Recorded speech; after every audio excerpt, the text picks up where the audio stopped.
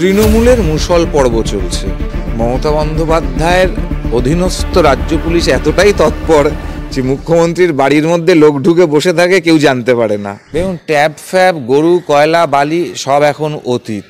500 টাকা করে খেজুর গাছের পিছু কাটমানি নেওয়া হচ্ছে। মানে এবার শীতকালে গুড়ের দামটা বেড়ে যাবে। সোশ্যাল মিডিয়াতে, যেখানে কর্মসংস্থানের সোশ্যাল মিডিয়া, সেখানে তিনি নিজের বায়োতে লিখেছেন যে তিনি রাত দখলের যে কর্মসূচি তার আহ্বায়ক ছিলেন। দেখুন, এগুলো হচ্ছে ওই ঘোলা জলে মাছ ধরা। যে কেলেঙ্কারির সাথে জড়িত আছে সকলে জানছে, রাজ্যের মানুষ জানছে, তারপরে ভোটের যে ফলাফল তাতে কোনো প্রভাব পড়ছে না কেন? যে রাজনীতিগুলো করে, যে ক্লাবকে টাকা দেওয়া। নমস্কার, বাংলা হান্টে সকলকে স্বাগত। এই মুহূর্তে দাদা আমাদের সাথে রয়েছেন রাজস্বীদা। রাজস্বীদা, বাংলা হান্টে আপনাকে স্বাগত। প্রথম যে প্রশ্নের দিকে আমরা যাচ্ছি, যে উপনির্বাচনের দিন নৈহাটিতে যেমন একজন তৃণমূল কর্মীকে খুন করা হয়েছিল, তারপর দেখলাম যে কালকে একজন 108 নম্বর ওয়ার্ডের কাউন্সিলরকে রীতিমতো খুনের চেষ্টা করা হয়েছে। তারপর আজকে সকালেই দেখলাম যে উত্তর ব্যারাকপুরে ঘরবন্দি অবস্থা থেকে সেখানকার যে ভাইস চেয়ারম্যান এবং যে কাউন্সিলর আছে যিনি সত্যজিৎ বন্দ্যোপাধ্যায়, তার ঝুলন্ত দেহ উদ্ধার হয়েছে। এর পেছনে কি কোনো রাজনৈতিক ষড়যন্ত্র আছে বলে মনে করছেন? তৃণমূলের মুষল পর্ব চলছে। যাদের পরিবারের মানুষজন নিহত হচ্ছেন, আহত হচ্ছেন, ভিকটিম হচ্ছেন, তারা রাজ্য পুলিশের ওপর ভরসা না রেখে এনআইএ তদন্ত চাইছেন, সিবিআই তদন্ত চাইছেন, তৃণমূল চাইছে। মানে তৃণমূলের হাতে সুরক্ষিত নয়, এটা পরিষ্কার। একদল লবি বলছে পিসি হাটাও, ভাইপো নাও। এটা পিসি ভাইপোর লবির লড়াই না এই সমস্ত গোষ্ঠীগুলোকে, মানে বিভিন্ন রাজনৈতিক দলের যে সবাইকে নিয়ে, সব গুন্ডা মস্তানগুলোকে একটা ছাতার তলায় নিয়ে আসা, এবার তাদের ভাগ বাটোয়ারার লড়াই। এগুলো পুলিশ বলে, প্রশাসন বলবে। পুলিশ প্রশাসনের কাছে কোনো ইন্টেলিজেন্স থাকে না, কোনো খবর থাকে না, এটা তো হতে পারে না। প্রাচ্যের স্কটল্যান্ড ইয়ার্ড বলা হতো একে।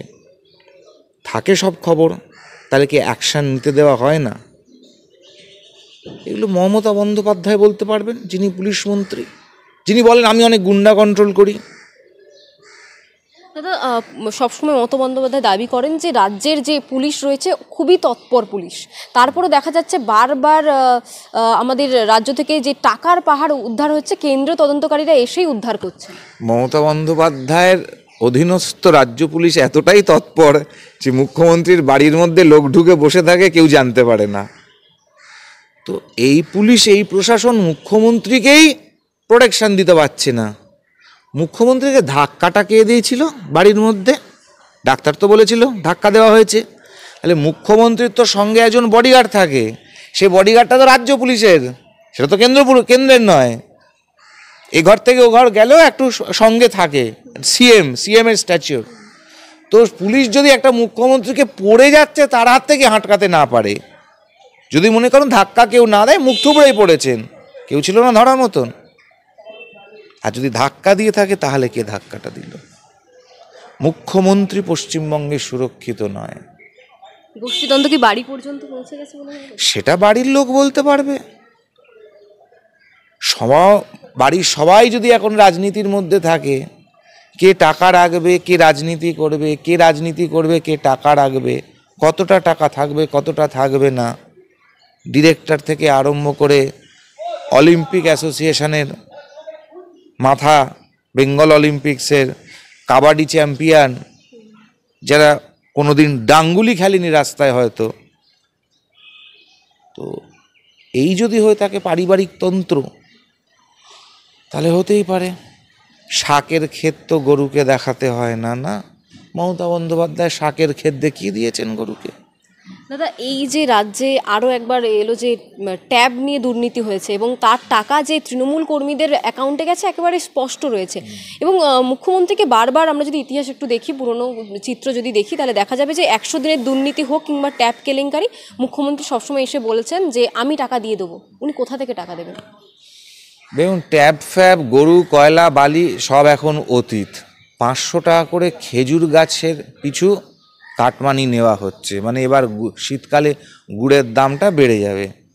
তো গুড় আগে থেকেই বলে রাখছি, কেননা গুড়ের দাম বেড়ে যাওয়ার পর বাঙালি আবার বলবে না যে গুড়ের দাম বেড়ে গেছে, গুড়ের দাম বেড়ে গেছে। কারণ 500 টাকা খেজুর গাছ পিছু কাটমানি নেওয়া হচ্ছে। তো ট্যাব ফ্যাব এসব অনেক অতীত। গাছের থেকে যেখানে কাটমানি হচ্ছে, লাশ নিয়ে ব্যবসা করছে, এবার দেখুন আরও কী কী আছে, আরও কী কী আসতে পারে দুর্নীতি। কিন্তু মুখ্যমন্ত্রী বলছেন যে এই ট্যাবের যে 9-6 হয়েছে টাকাটা তিনি নিজে থেকে দিয়ে দেবেন, যারা পাননি ট্যাবের টাকা তারা পেয়ে যাবেন। মুখ্যমন্ত্রী কোথা থেকে টাকা পাবেন?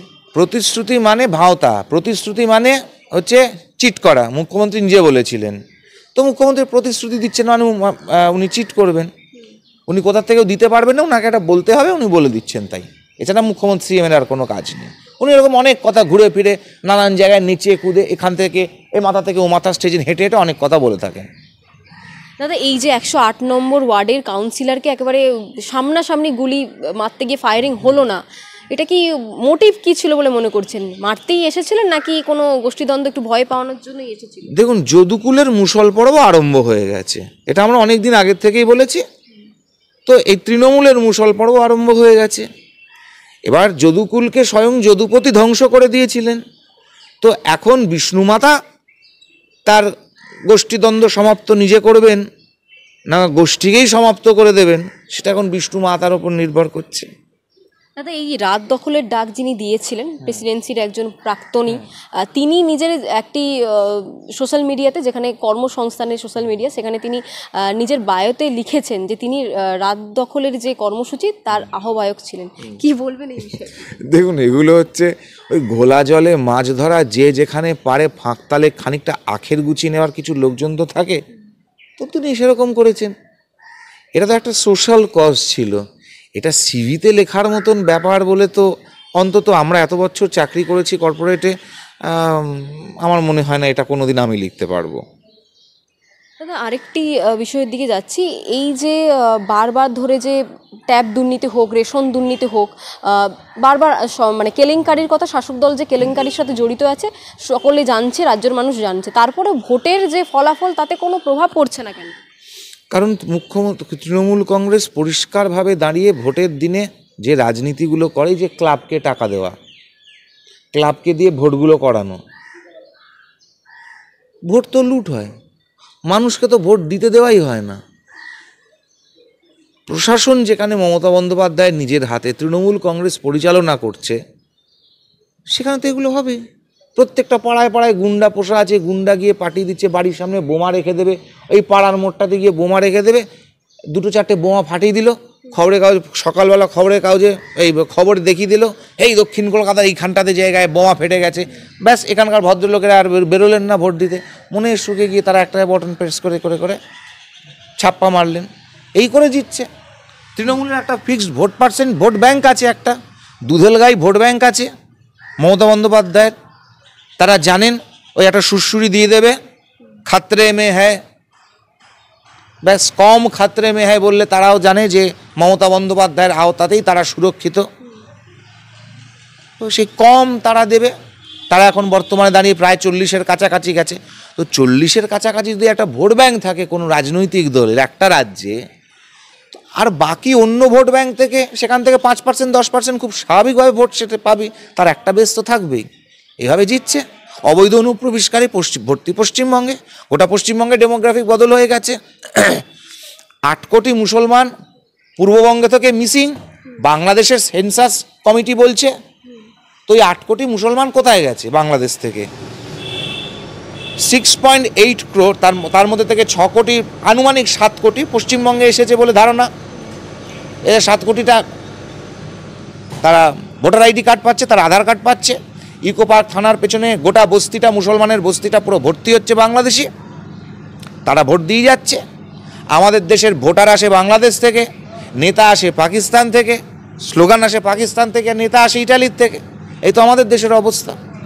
দাদা, যখন কেন্দ্রের শাসক দলের অভিযোগ যে বিজেপি এই ভারতবর্ষকে হিন্দু রাষ্ট্রে পরিণত করার একটা ষড়যন্ত্র করছে, আমরা দেখতে পাচ্ছি যে প্রতিবেশী যে আমাদের দেশ রয়েছে বাংলাদেশ, সেখানকার যে ইউনূস সরকার রয়েছে, তিনি কোথাও গিয়ে বাংলাদেশকে মুসলিম একটি কান্ট্রি তকমা দিতে একেবারে তৎপর হয়ে তিনি প্রস্তুত হয়ে গেছেন। তাতে এখনো পর্যন্ত মুখে কুলুপ কেন এঁটেছেন এই বিরোধীরা? দেশ ভাগ যখন হয়েছিল তখন তো বিজেপি ছিল না, দেশ ভাগ যখন হয়েছে তখন কংগ্রেস ছিল, তখন কমিউনিস্ট পার্টি ছিল। তো দেশ ভাগের প্রিন্সিপাল কংগ্রেস এবং কমিউনিস্ট পার্টি জিন্নার সঙ্গে তো এই মর্মেই এগ্রি করেছিল যে মুসলমানদের জন্য পাকিস্তান এবং হিন্দুদের জন্য হিন্দুস্তান। এখানে বিজেপি কেন হিন্দু রাষ্ট্র করতে যাবে?